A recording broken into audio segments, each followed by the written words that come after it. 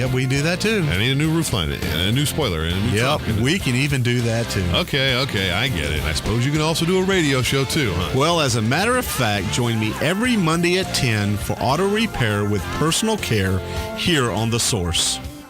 Of course you do. Ocala's information station, 1370 WOCA. Ocala.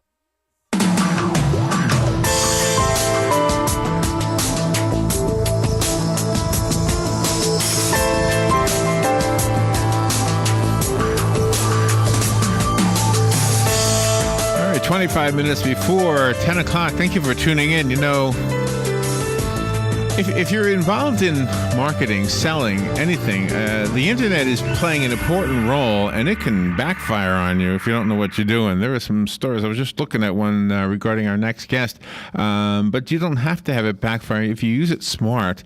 You know, some people don't use it so smart. I keep having to remove my name. People are tagging me with like sunglass ads. You get these things? Oh, yeah. People trying to sell sunglasses. Yep. And I untag them, and then I unfriend them. So don't mess with them. So just to feel like that's the bad way to do it. So we're going to find out the good way to do it.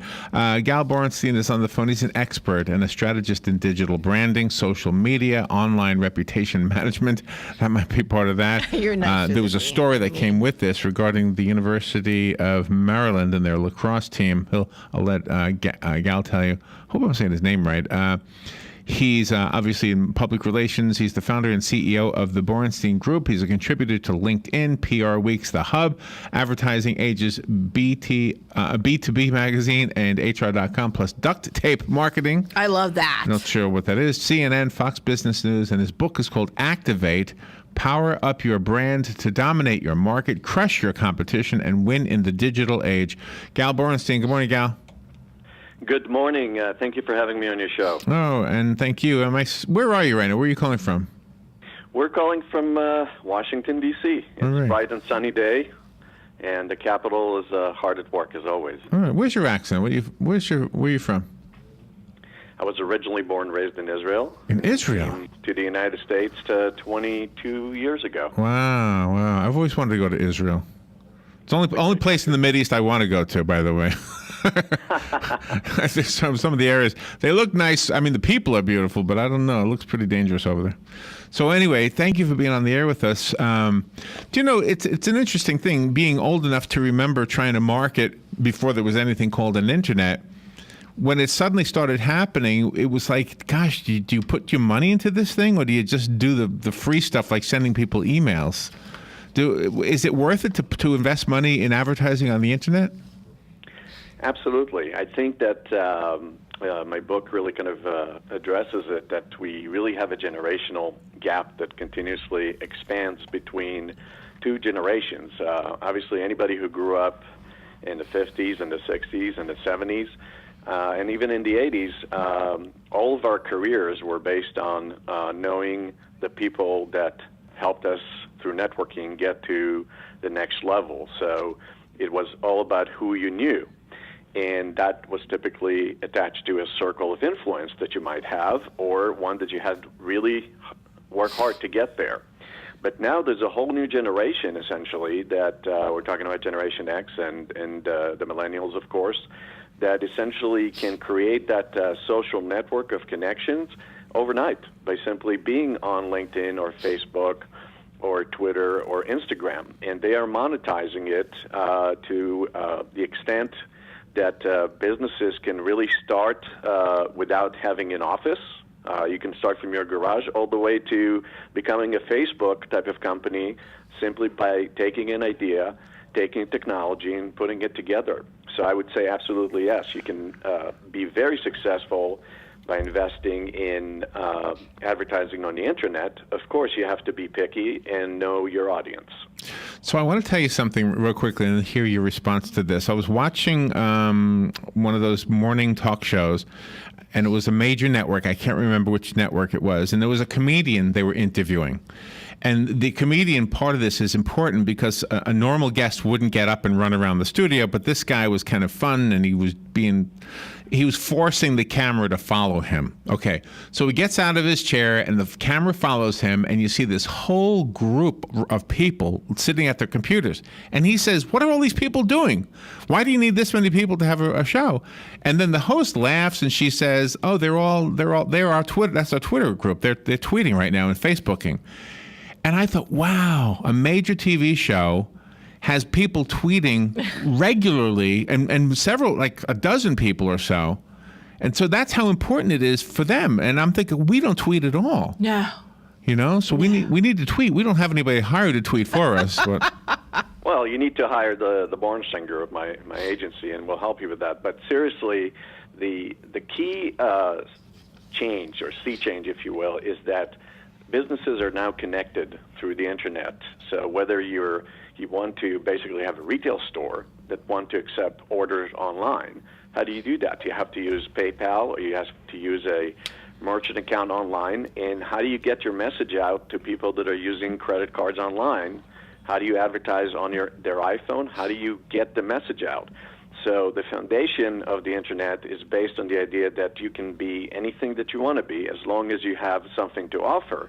But then on top of it, the area of social media has exploded because it went from what you exactly described as an insignificant type of fodder, if you will, or the latest fad, to really kind of channeling information for different causes, all the way from raising money when there is a disaster like in Nepal right now. If you look on the internet, you'll see on Twitter and Instagram and Facebook groups that are trying to raise money for the victims of the earthquake in Nepal. Right. And conversely, you can see folks like Kim Kardashian and other celebrities essentially promoting their brand every time they essentially launch a new fashion line or a perfume.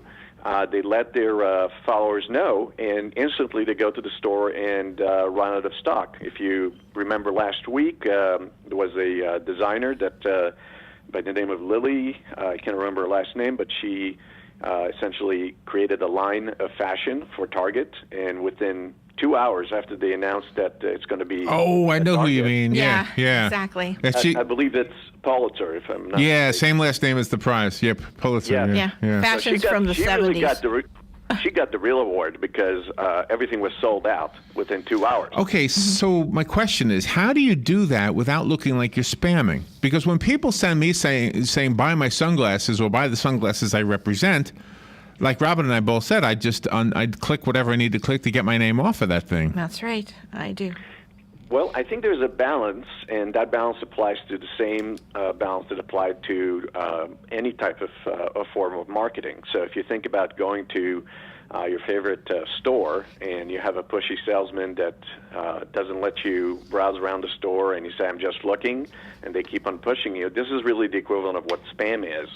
The proper approach is to really identify a community of interest where you have expressed already interest in, for example, sunglasses. So let's say that you belong to a group of people that like to tan and specifically like to review the latest innovations in sunglass wear. So this is the place where typically people should be approaching you on social media because you're exchanging something of value to them. Okay. If they have no value to you, then they are spamming you, which is the equivalent of what the previous generation did via telemarketing. That's right? true. We all love the telemarketers when they call our house and ask us if we're interested in a timeshare. Well, spam is really the new timeshare.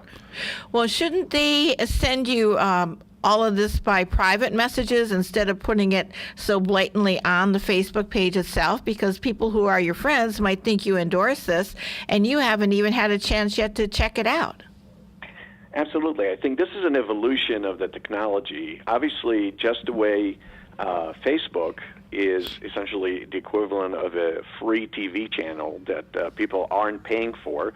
Facebook collects its revenues and is worth so much money on Wall Street because it has the ability to provide information about your likes and about your lifestyle, and what you like to buy and what you click like on becomes business intelligence that advertisers can use to generate more interest and revenues. What happens, though, is there's something that's called privacy setting, which most people over the age of 40, and that includes myself, simply don't take the time to actually go in and look at what they want turned on and what they want turned off. So Facebook and companies that are in social media take advantage of that and push out ads that may get more people to look at it. So if you have a network of 2,000 people or 200 people, they just send the same message that they send to you to a very large group of people. Therefore, their advertising works. So the only way to do this is really to learn how to use your privacy setting and set it up so you're able to use it effectively. And most importantly, you can block most of the advertising on your Facebook page, on your Twitter page, and get only the information that you want from people that you trust. And that's really the key.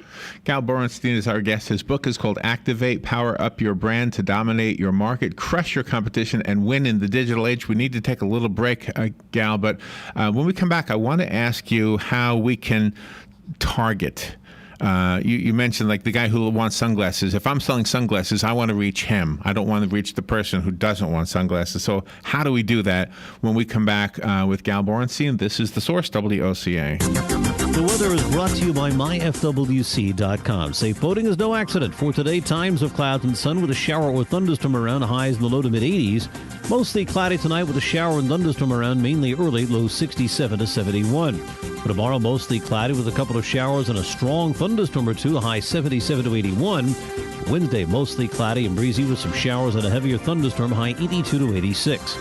From the Florida Weather Center, I'm meteorologist Joe Lundberg. PPIR is a networking group formed to serve the realtor and small business community. It primarily serves the real estate and construction industry, but is open to all businesses that provide any service or product to the real estate business community. PPIR has no membership dues or fees for attendees. The watchwords are keep it simple and maximize networking time. PPIR chapters generally meet once a month after business hours. For the information on this, call 352-615-9412 or go to events@ppirevents.com. PPIR, professional people in real estate.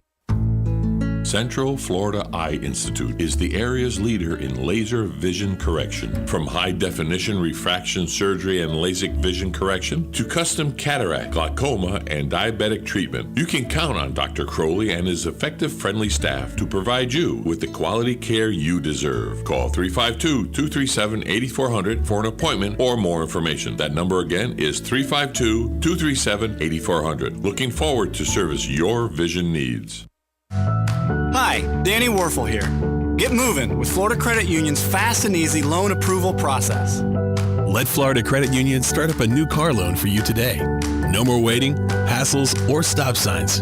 You can even apply online. With a strong financial team behind you, you can enjoy great rates and fast approvals. It's all about personalized service and a streamlined process.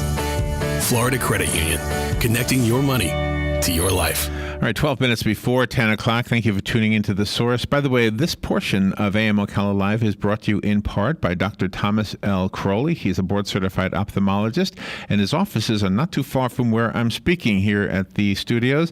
The offices of the Central Florida Eye Institute, where you will find Dr. Crowley, are right next door to the Paddock Mall on the Sears side. The address is 3133 Southwest 32nd Avenue. At the Central Florida Eye Institute, Dr. Crowley can provide the all-inclusive medical and surgical eye care like LASIK surgery, cataract surgery, corneal transplants, eye exams, diabetic eye treatment, and more. Give them a call to find out more. 237-8400, 237-8400. And thank you, Central Florida Eye Institute and Dr. Crowley for sponsoring AM Ocala Live. All right, our guest right now is Gal Borenstein. He's kind of in the business of what I just did. I just demonstrated an advertisement here on WOCA. And if you want to spread the word about your business, that part is still true. You still have to advertise. It's just how we advertise nowadays that has changed drastically. So, Gal, when before we broke, I kind of hinted what I wanted to ask you. And in the old days, if I wanted to reach a bunch of people, I might go to like a service that provides targeted addresses, like, you know, middle-aged women who want perfume or something like that. Is that type of service still around today? It absolutely is, because you're talking about the direct marketing industry. And the direct marketing industry was based on the notion that if you, in the old days, and we're talking about old days being 2 or 3 years ago, Right. you could have gone to Target or Walmart or any retailer like Kohl's, and when you shop with the credit card, the information about what you shopped essentially came with demographics that an advertiser could buy, and then use that as your mailing address to send you items of interest that went along with the type of products that you were interested in. But now with the internet, and specifically social media advertising, the game has been up dramatically, because not only am I able to see what you like when you like something, and let's use the sunglasses or a doctor, for example, a medical doctor that advertises, specific services. What is happening is that 500 of your friends are seeing that like, and most importantly, the advertisement comes along with a testimonial that you like that doctor. So now you become not only the advertising messenger, you become the medium, and most importantly, the influencer. And that's what is so powerful about social media advertising, that just the way it used to be an experience to go to a bookstore and buy a book, but you basically would not know who is really kind of read the book in the store. So you would ask the clerk will tell you a little bit about the book, and you buy it. But imagine now that you go on Amazon.com, which is really kind of the mother of all social media success, and you can see what hundreds of people said about the book without having ever to talk to them. So as a result, a book can go from zero to hero just based on testimonials that are posted online in a social medium called the Amazon Reviews.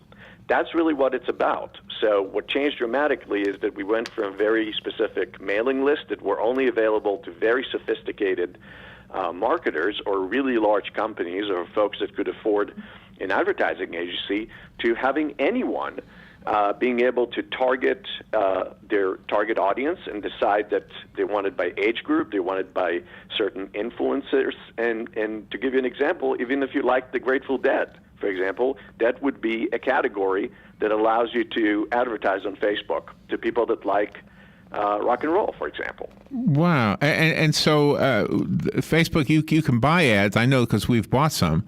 Is that what we're talking about? Or can you buy ads for Twitter, or do you recommend that even? Or do you just recommend just simply tweeting and Facebooking the way we've always been doing it in the free way?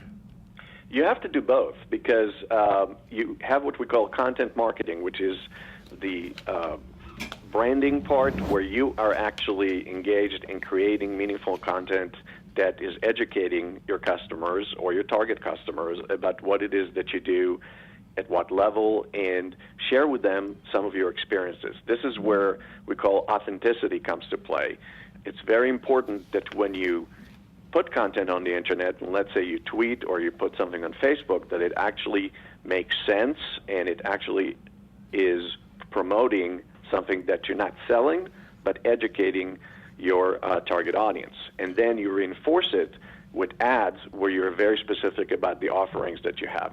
So content marketing is the practice of creating content that is not quite advertorial, but gives you an insight into the mind of the community. And then in addition to that, using pay-per-click ads on Google, for example, social media ads on Twitter and Facebook and Instagram. Instagram, for example, has become a major place where a lot of females put the latest trends in fashion. So anything that they put up is considered content, not advertisement, because you just put, Gotcha. For example, Right. the dress that you like. But then if the advertiser is putting right next to it an ad that says 50% off by Friday, then you can go online and order it, why not?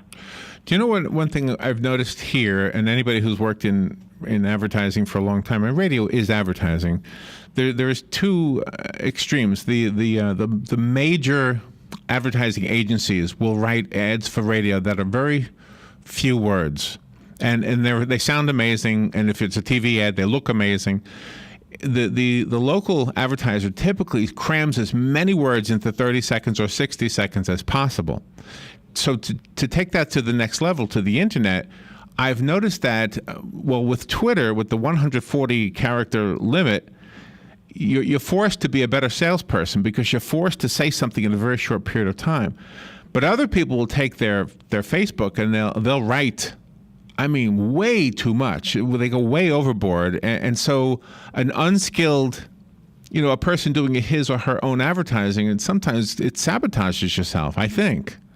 Absolutely. It's just like, turning in a paper in school with typos for the English teacher to review. Good point. You could have used spell check. So in business, you have to make sure that you are representing yourself in the way that you want to be represented. So if you are not skilled in writing, if you're not skilled at design, or you don't know how to use social media, there's plenty of social media consultants. Whether you're a very small business, you can find people that you can hire by the hour, or you can go literally on the internet and find consultants that will work with you to create that brand, even if you don't have any skills.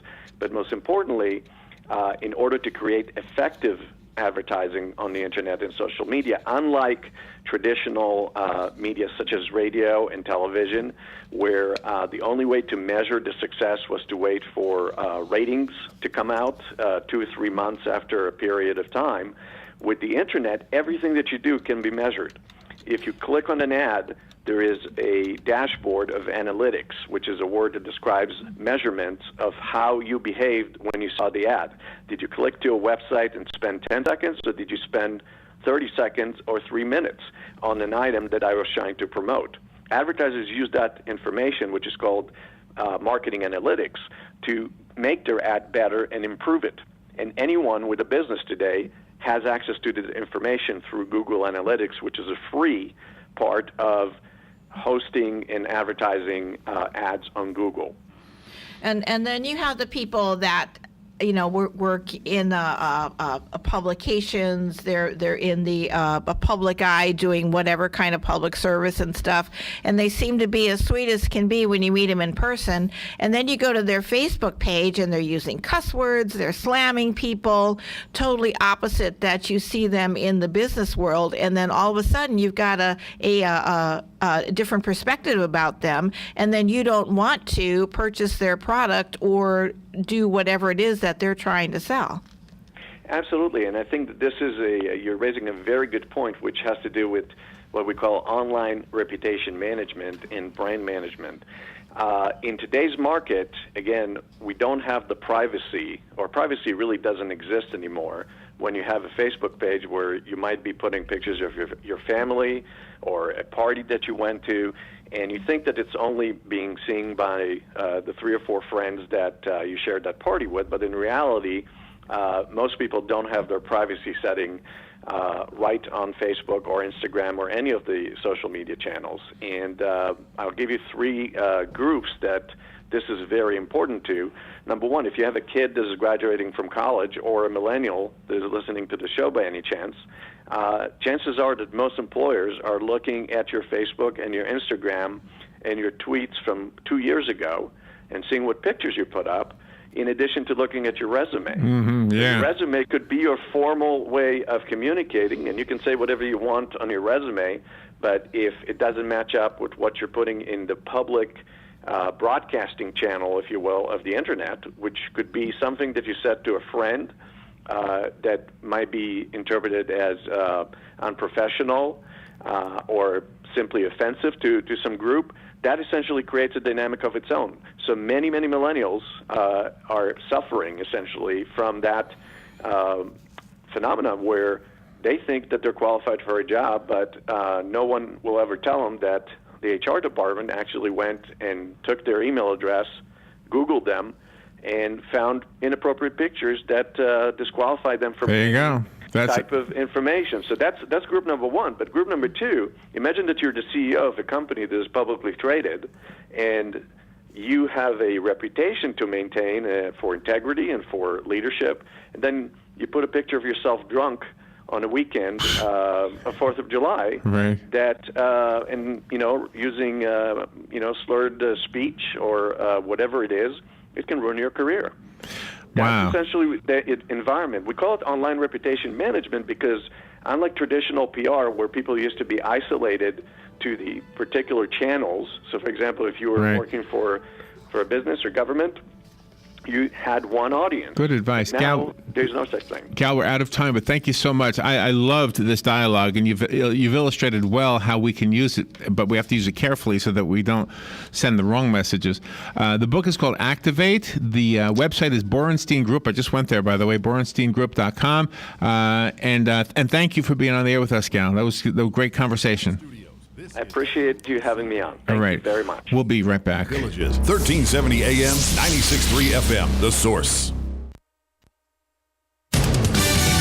Today in Florida Ag News from the Southeast AgNet on officials in Nepal appealing for more help after Saturday's devastating earthquake. Greg Ram of Save the Children has been in touch with his team working with residents there. They're camping out, digging through rubble to try to find loved ones, taking injured people to hospitals that are already overwhelmed, morgues already overwhelmed. It's a really quite desperate situation. More than 3,700 confirmed dead from the quake.